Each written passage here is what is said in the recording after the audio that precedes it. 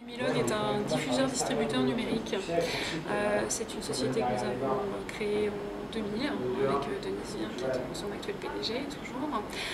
Donc notre spécialité, notre cœur d'activité, c'est la diffusion-distribution en partenariat avec des éditeurs, à la fois des éditeurs qui publient traditionnellement du papier, qui sont passés au numérique progressivement depuis 10 ans, et des éditeurs de livres audio, qui est le sujet qui nous occupe, qui donc propose aussi les versions dématérialisées en vente en ligne à partir de différentes librairies. Aujourd'hui, on représente à peu près une vingtaine d'éditeurs de livres audio qui ont des catalogues plus ou moins importants.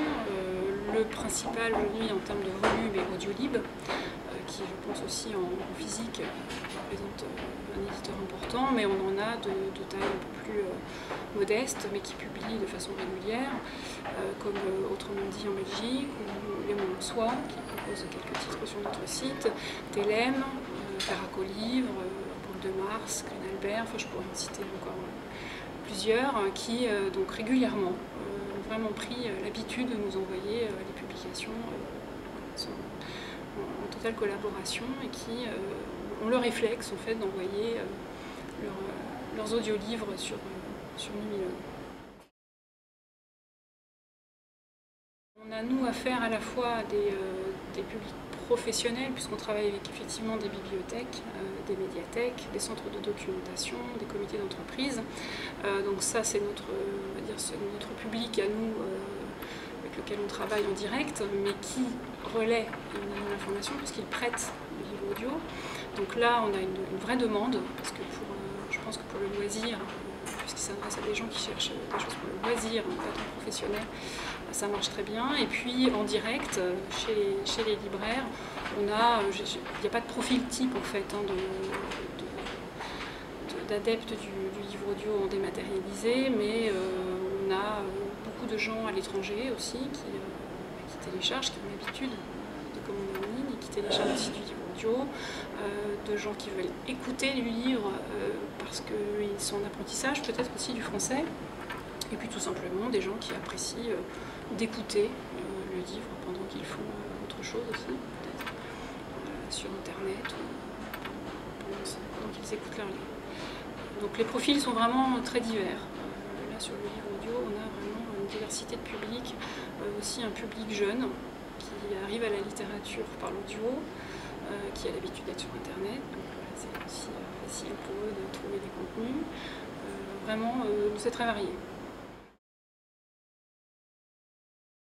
Le livre numérique, qu'il soit audio ou e-book, adapté du papier, progresse, ça c'est sûr. Il y a eu un vrai boom en fin d'année dernière, donc ça c'est clair, et on pense que l'année 2012 va vraiment montrer des progressions en termes de chiffres. La part du livre audio, elle est à peu près la même que dans le physique, et elle est aussi proportionnelle évidemment à ce qu'on a en termes de catalogue. C'est-à-dire qu'aujourd'hui en e-book, on a plusieurs dizaines de milliers de titres disponibles. En audio, on en a un peu plus d'1 millier. Donc c'est sûr que par rapport à l'e-book, on n'est pas encore dans les mêmes volumes, mais je pense que c'est représentatif des publications de ce qui se passe dans le monde de l'édition entre le livre et le livre audio. Mais le livre audio représente une bonne part par rapport au catalogue qu'on a. Ce sont des catalogues qui vivent bien en numérique. C'est-à-dire que l'ensemble du catalogue est apprécié par les gens. Donc on voit qu'il est commandé régulièrement. Le public s'attend à avoir une baisse sur le livre dématérialisé, c'est évident. On a aujourd'hui de fait une baisse par rapport au prix papier, puisqu'on est aux alentours de 30% par rapport au prix papier, au prix d'un CD. Après, les éditeurs ont une politique de prix pour le numérique qui dessine, mais qui évolue au fil du temps.